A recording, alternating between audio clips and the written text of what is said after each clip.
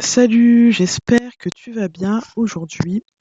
Donc, on se retrouve pour un épisode un peu spécial où je vais te raconter ma semaine 42. Il sera sûrement un peu plus court que d'habitude, car si tu ne le sais pas encore, j'ai un système d'enregistrement en décalé d'une semaine. Donc oui, là c'est un peu un mini Inception. Je suis en semaine 43, donc c'est la Lydia du futur qui te parle. Et pour te dire, cette semaine 43 est un peu morose. Déjà, j'ai pas eu envie d'enregistrer cette vidéo. J'accuse du retard dans mon planning et même si le travail avance, le moral n'y est pas. Pour être honnête, c'est une période un peu particulière. Je t'en ai parlé déjà dans les vidéos précédentes. En plus, au travail, au sein de mon CDI, cette semaine-là, 43, c'est pas top top. Donc voilà, je fais avec ce que j'ai, avec les moyens du bord. Et je suis quand même reconnaissante parce que c'est une semaine particulière. Mon enfant n'est pas chez moi. Elle est chez sa mamie pour les vacances scolaires. Donc je me dis quelque part, c'est peut-être un peu morose, mais je suis tranquille avec mon conjoint. On peut se gérer tout seul sans devoir être aux petits soins pour notre petite fille et s'oublier un petit peu. Bref. Bon, donc en théorie, ça me laisse un peu plus d'espace pour souffler, mais en réalité, j'ai l'impression d'être aussi débordée que si elle était là. À cela s'ajoutent de nombreuses sollicitations familiales. Voilà, c'est la fin d'année, tout le monde veut se voir, tout le monde veut faire des apéros, tout le monde veut faire des raclettes. Donc il y a toujours des messages, des requêtes qui arrivent, et j'avoue que ça me pompe énormément d'énergie. Et puis, pour ajouter la petite cerise sur le gâteau, bah là, j'ai eu un petit souci technique. Mon micro refusait de s'appareiller. Et c'est embêtant quand on veut tourner des vidéos et qu'on doit enregistrer sa voix. Voilà. Donc, je me suis débrouillée avec un petit système bricolé pour respecter mon planning au mieux. J'espère que, bon, ça va passer. Alors, ce genre de souci technique, quand ça arrive, j'ai tendance à me dire allez, laisse filer et on verra plus tard. Le design humain nous dit que voilà, il faut pas être dans la résistance, faut pas forcer, accepter un peu se lâcher prise. Mais d'un autre côté, j'ai cette petite voix intérieure qui me rappelle que je suis quelqu'un d'un peu résiliente, que je sais toujours trouver des solutions en cas d'imprévu. Et c'est vraiment ce qui me caractérise. Donc voilà, je suis quand même allée dans le forcing, j'ai trouvé ma petite solution et je t'enregistre donc cet épisode pour la semaine 42. Donc cette semaine 42, il y a un petit peu de la fin de semaine 41. J'ai eu un appel avec Angeline, un appel pour valider le socle, les fondamentaux du projet Conversation féminin. On a parlé de ce que j'avais rédigé, c'est-à-dire son storytelling, son manifeste. J'ai également livré la lecture de son design humain. Je vais lui demander ce qu'elle a pensé d'ici quelques jours. Et cet appel a été ultra ressourçant pour moi. Elle m'a vraiment fait des retours incroyablement précis. Elle trouve que mon storytelling est percutant, parfaitement aligné à l'essence de son projet et de ses valeurs. Elle m'a dit que les personas que j'ai rédigés pour elle, les objectifs et les valeurs définis sont totalement en phase avec le projet Conversation féminin. Et entendre cela m'a fait tellement plaisir, car je sens que mon travail touche vraiment du doigt l'ADN de son projet. Et pour moi, les mots ont une puissance et une valeur énormes. Et savoir que les miens, ce que j'ai écrit, posé sur papier, ont résonné avec Angeline est extrêmement gratifiant pour moi. Ensuite, il y a eu une grande étape. J'ai officiellement lancé le site Réincarnation Labo, donc relab-web, relab-web.fr. Le site n'est pas parfait encore, il reste sûrement quelques coquilles et des détails à ajuster, mais l'essence de Réincarnation Labo 2 est enfin là en ligne. C'est un projet où je vais documenter mes expérimentations, mes essais et mes erreurs. Et j'ai créé du coup en parallèle un compte Instagram, donc qui sera pleinement l'expression en mode projecteur 3.5 de la documentation des essais, comme dit des erreurs, des nouvelles tentatives. Parce que comme nous le dit Albert, la folie, c'est de faire toujours la même chose et de s'attendre à un résultat différent. Donc voilà, j'applique mon design humain, je suis mes lignes, même si c'est très difficile. On est dans une société où faire des erreurs, c'est très mal vu. Mais c'est comme ça, c'est ma ligne 3. Je dois faire des erreurs. Je dois faire des erreurs et je dois me relever, comprendre pourquoi j'ai fait ces erreurs-là et ajuster. Et puis, continuer de l'avant. Donc, si tu veux suivre tout ce qui se passe du côté opérationnel de mes projets, je t'invite à aller sur mon compte Instagram 13 de pique, tout en lettres. C'est là où je documente tout le côté pratique et technique. Donc, tout ce qui est web, intégration web, euh, euh, image de marque. Et là où je documente tout le côté pratique et technique, enfin théorique lié au design humain, mais surtout expérimental, ça se trouve sur le compte relab underscore, donc le tiré du bas, HD pour Human Design. Donc RELAB tiré du bas underscore HD. Car je fais une nette séparation entre ces deux aspects-là, pour le moment. Sur Tresse de Pique, comme je t'ai dit, je partage tout ce qui est lié à mon activité quotidienne, mais je préfère éviter d'y parler du design humain en public, car dans le passé, j'ai été mal comprise sur ce sujet. J'ai même été confrontée à une intervention en groupe suite à des propos liés au design humain qui avaient été mal compris, mal interprétés. Et comme on dit, chat échaudé craint l'eau froide. Donc désormais, je ne parle plus que dans des cercles d'amis proches sur Tresse de Pique, parce que j'ai déjà une petite communauté. Et après, en totale liberté d'expression sur relab-hd, underscore HD. Et j'exprime mes réflexions et mes idées sur le design humain. Je suis en apprentissage et puis c'est comme ça que j'apprends, hein, en partageant ce que je sais, en demandant si les gens sont d'accord, en écoutant et en débattant avec les personnes. Même si honnêtement, je peux être piquée par des retours négatifs parce que voilà, en tant que projecteur, puis en tant que Lydia, hein, tout simplement, sans se cacher derrière le design humain, je suis quelqu'un qui étudie, qui aime apprendre, qui partage ce qu'elle a appris en y mettant ses propres mots, ses propres formes. Et quand une personne est en désaccord, ça peut un peu me piquer. J'essaie toujours de comprendre pourquoi elle est en désaccord. Par contre, c'est un point essentiel, hein, parce que sinon, si je ne comprends pas le profond sujet du débat, ça ne sert à rien de débattre, tout simplement. Et j'essaye de laisser passer du temps et de comprendre pourquoi la personne a dit tout cela, de discuter, d'échanger avec cette personne-là, ces personnes-là, et d'aller plus loin, d'enrichir du coup mes connaissances. Ensuite, un petit point Netflix peut-être pour alléger un petit peu l'atmosphère. J'ai regardé le dernier animé, Lara Croft. Comment dire, visuellement, il n'y a rien à redire, hein, c'est très beau, très propre.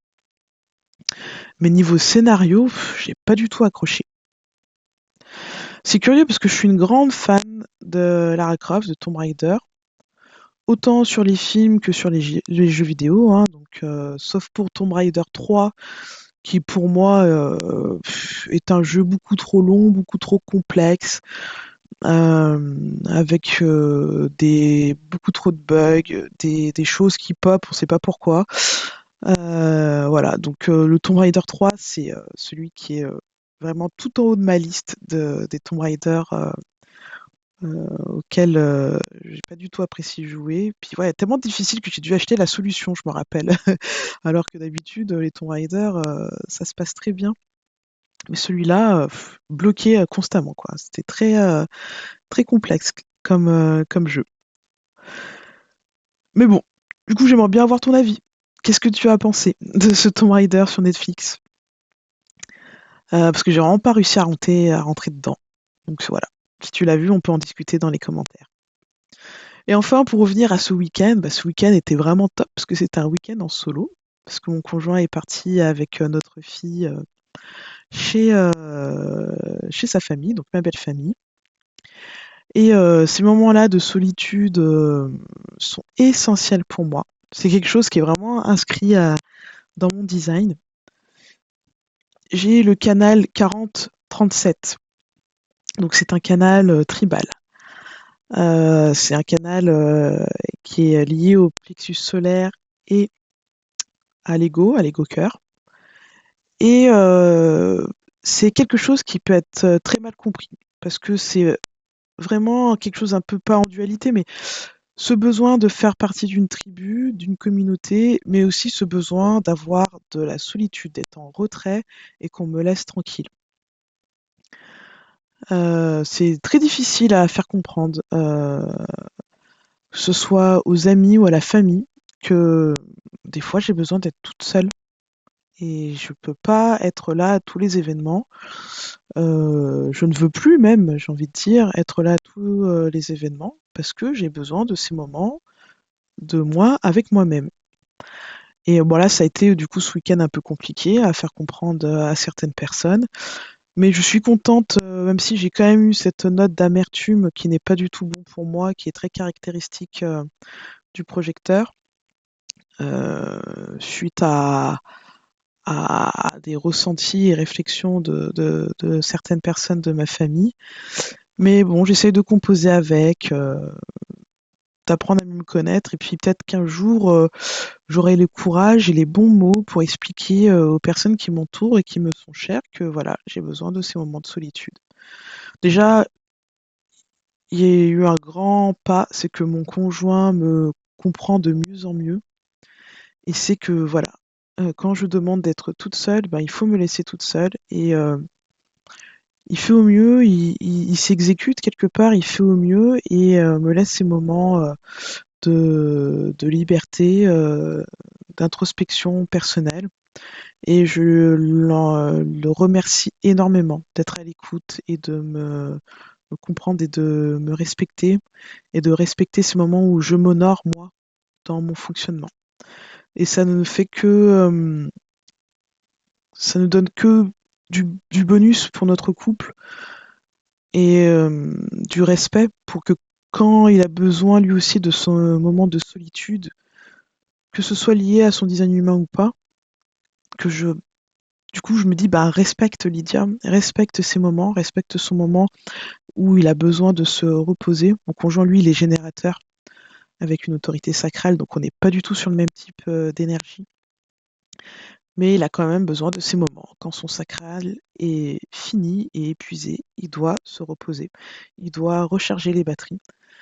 Et du coup, bah, je fais tout pour pouvoir lui laisser ce temps de repos qui sont peut-être beaucoup plus courts que les miens. Euh, et, euh, et lui, il a ce fuel, cette essence qui est accessible tout le temps. Donc je sais que si je laisse se reposer, il pourra repartir derrière comme en 14 dès que moi j'aurai un coup de mou où il me faudra beaucoup plus de temps pour m'en remettre. Et c'est comme ça que notre couple fonctionne et fonctionne de mieux en mieux et j'en suis plus que ravie. Et bah, pour finir cette vidéo-là, je vais te parler de 2 mots qui sont importants pour moi. Donc le premier mot, bah, c'est le mot amertume, hein. Je l'ai utilisé là durant cet audio, ce journaling audio. Et il faut bien le comprendre, surtout dans la sphère design humain, parce qu'il peut être très mal interprété si on n'est pas dans cette sphère design humain-là, même si je ne comprends pas forcément pourquoi, parce que En soi, la définition du mot amertume, c'est quelqu'un qui se sent triste, une tristesse qui est mêlée à de la rancœur. Ça peut être parfois lié à de l'humiliation, à une déception, à un sentiment d'injustice. Du coup, on peut être les synonymes, ça peut être découragé, découragement, dégoût ou ressentiment. Et quelque part, que ce soit dans la sphère design humain ou pas, je trouve pas que c'est un mot qui est péjoratif ou moche, dégoûtant, euh, voilà, qui peut être pris du mauvais pied parce qu'en fait, que quelqu'un qui utilise ce mot-là, c'est quelqu'un qui a besoin d'écoute, qui est dans un désarroi, qui est dans une peine, un ressenti très fort, et il n'a pas à être flagellé de son utilisation. Et pour un projecteur, c'est un mot ultra important et qui résonne quand on parle à un projecteur qui ne connaît pas trop le design humain et qu'on lui fait sa lecture de son design humain, quand on utilise le mot amertume, la plupart du temps, enfin du moins c'est ce qui s'est passé pour moi, c'est que je me suis dit, bah oui, en fait, c'est exactement ce mot-là qui me correspond quand je suis dans mon non-soi, quand je ne suis pas alignée ou quand on ne respecte pas les caractéristiques de mon design. Et ce mot-là, je l'avais pas. Moi, je me définissais souvent comme une personne aigrie, très insatisfaite de la vie. Et en fait, c'est pas du tout ça. C'est juste qu'à certains moments, je suis extrêmement amère. Et cette amertume-là m'a causé un RGO. Alors, il n'y a pas que ça, hein, bien évidemment. Il y a d'autres caractéristiques, d'autres choses qui rentrent en compte. Peut-être qu'un jour j'en parlerai plus en détail, mais je suis quand même assez persuadée que toute cette amertume que j'ai emmagasinée durant tant d'années a contribué à ce RGO, donc à ce reflux gastro-œsophagien. Je crois que c'est ça, hein. Donc des remontées acides, pour parler simplement. Et c'est quelque chose qui m'a extrêmement pourri la vie ces 6 dernières années-là. Et depuis ces 4 dernières années où je découvre le design humain et où je découvre et que j'apprends à me connaître, à me reconnaître, et ben ça se passe beaucoup mieux. Alors bien sûr, c'est pas que le design humain, hein. Il y a eu de la perte de poids parce que voilà, quand j'ai eu ma fille, ben forcément j'ai pris du poids et j'ai pas perdu ce poids. Alors heureusement que j'en ai pas pris beaucoup, j'ai pris moins de 10 kilos, mais ça fait quand même 10 kilos, moins de 10 kilos en trop par rapport à mon poids de forme. Donc voilà, l'amertume, le surpoids, euh, et aussi je fais de la MTC, hein, donc de la médecine traditionnelle chinoise, et ça m'aide énormément à remettre mon flux d'énergie correctement, à retravailler tout ce qui doit être mis en place dans mon corps. Et voilà, tout ça, perte de poids, design humain et MTC m'aide à gérer un petit peu mieux mon RGO. Et le design humain me permet de comprendre déjà dans un premier temps d'où vient mon amertume. Et j'espère qu'au bout de quelques années de pratique en design humain, je ne souhaite pas effacer l'amertume parce que ce n'est pas possible, ça fait partie de moi, ça fait partie de mes caractéristiques, mais de me comprendre encore mieux d'où vient ce sentiment d'amertume, de l'analyser, de l'expérimenter et de me dire non là Lydia vas-y pas, ça sent l'amertume à fond, ça va faire monter ton baromètre amertume très haut et ça va te mettre dans des situations très inconfortables, que ce soit mentalement, émotionnellement et physiquement. Donc voilà pour le mot amertume. Et puis le deuxième mot, c'est le mot opportuniste, opportunisme, qui pour moi est un mot qui dans la société, dans, dans, dans notre monde hors entrepreneuriat, peut et même est quelque chose pour moi de très négatif.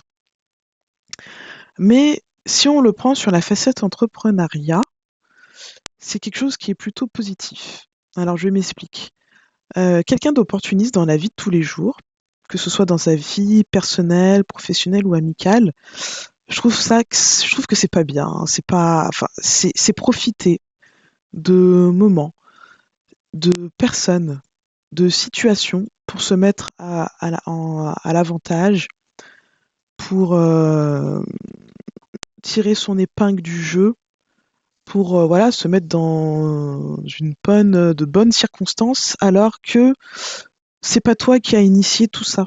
C'est pas toi qui a préparé le terrain, mais tu arrives sur ce terrain-là qui a été durement mis en place par une autre ou d'autres personnes, et tu arrives et tu récoltes les fruits de ces terrains-là qui est favorable pour toi, pour le coup. Euh, et je trouve ça pas super cool, surtout que, bah, du moins dans mon expérience personnelle, les personnes que j'ai côtoyées qui ont été opportunistes récoltent ces fruits-là, mais n'ont même pas conscience que c'est un terrain favorable qui a été mis en place par autrui, ou même pire, se vantent d'être arrivé à ce point-là ou d'avoir obtenu cette chose-là, euh, se vantent au détriment de la personne ou des personnes qui ont mis ce terrain favorable-là, ou même qui n'ont même pas conscience que c'est les personnes qui les entourent, qui ont fait en sorte qu'ils arrivent à cette étape-là, et s'estiment être les seuls protagonistes de cette réussite-là. Il y a une expression qui me sort par les yeux, je me suis fait tout seul ou toute seule. Je trouve ça tellement ridicule. Mais j'en parlerai sûrement dans une autre vidéo parce que sinon ça va faire durer cette vidéo-là ça va l'étendre de manière beaucoup trop longue et puis ça ne portera pas sur le sujet de ma semaine 42. Donc je me le note pour en parler un petit peu plus de cette phrase là qui me sort par les yeux. Mais bref, voilà, quelqu'un d'opportuniste dans la vie de tous les jours, je trouve pas ça très très beau. A contrario, d'une personne qui est opportuniste pardon, dans l'entrepreneuriat, là par contre je trouve que c'est très malin de sa part. Dans le sens où être entrepreneur, que tu sois jeune entrepreneur, euh, j'allais dire middle, mais bon, entrepreneur depuis 10 ans ou entrepreneur senior depuis 25 ans ou 30 ans, c'est malin d'être opportuniste. Parce que être entrepreneur, ce n'est pas facile, sinon tout le monde serait entrepreneur. Et profiter d'avantages, profiter de circonstances pour pouvoir mener à bien ton projet entrepreneurial, eh ben bravo, en fait, c'est très bien. À partir du moment où tu ne blesses personne, il n'y a pas de dommages collatéraux, c'est au top. Là, j'ai plusieurs images qui me viennent en tête de personnes, mais notamment une qui s'est revendiquée opportuniste, qui a sûrement fait un post, il me semble, là-dessus, je ne sais plus, mais dont je vois son fonctionnement et je me dis, mais ah oui, Lydia, putain, c'est comme ça que tu dois faire. En fait, cette personne-là travaille avec beaucoup d'autres collaborateurs, collaboratrices pour l'aider à mener à bien son projet. Et elle fait appel qu'à des débutants, des débutantes. Et c'est ultra malin parce qu'en fait, elle a tellement de compétences dans son domaine d'expertise, donc dans sa zone d'excellence, mais tout à côté, parce qu'elle a développé tout à côté de compétences, hein. Quand on est entrepreneur, on fait un petit peu tout au début, hein. On passe par la comptabilité, par la création d'images, par du community management, par de la rédaction de textes, par de la création d'un site web et à travailler sur son SEO, par de la publicité et du marketing, comptabilité, je ne sais plus si je l'ai dit.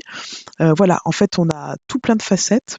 Donc on développe des petites compétences, mais qui ne font pas partie de notre zone de génie, de notre zone d'excellence. Et là, elle en arrivait à un point où elle a quand même assez de recettes, de CA, pour pouvoir déléguer et avoir des bras droits. Et en fait, ces bras droits-là, elle ne les sélectionne pas n'importe comment, donc elle prend des débutantes. Des débutantes, ça veut dire qu'elles sont à très bas prix. Et quelque part, ça doit être le deal, hein, que ce soit dit explicitement ou pas, mais c'est le deal. Donc c'est je t'engage à très bas prix, mais je vais t'apprendre tellement de choses et toi tu vas me soulager de tellement d'autres choses que ça sera gagnant-gagnant. Et quelque part, moi je me dis c'est ça qu'il faut. C'est ça qu'il faut que je fasse. Je le ferai sûrement l'année prochaine parce que là, ma trésorerie n'est pas au plus haut. Je me forme et j'ai délégué l'année dernière et l'année d'avant à des très bonnes personnes. Il y a de très mauvaises personnes. Il y a un journaling audio là-dessus.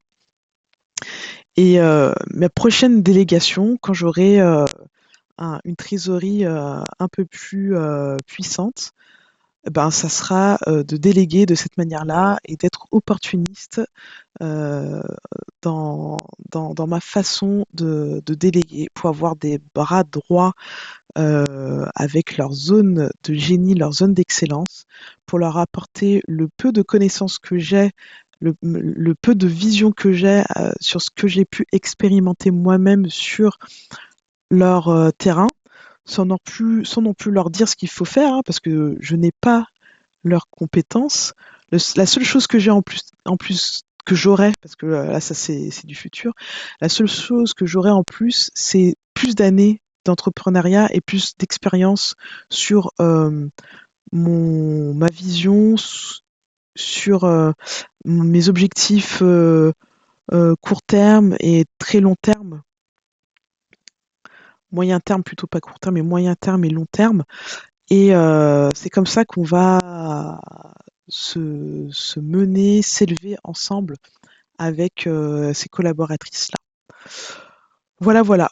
Je t'ai partagé un bout de ma semaine 42, des définitions importantes pour moi, un petit peu de fun avec ce que j'ai regardé sur Netflix cette semaine-là. Euh, J'espère que ça t'a plu, que ce journaling audio a permis de, de peut-être faire résonner quelque chose en toi. Si tu as des questions, bah, n'hésite pas, partage-les en commentaire et je serai ravie de discuter avec toi.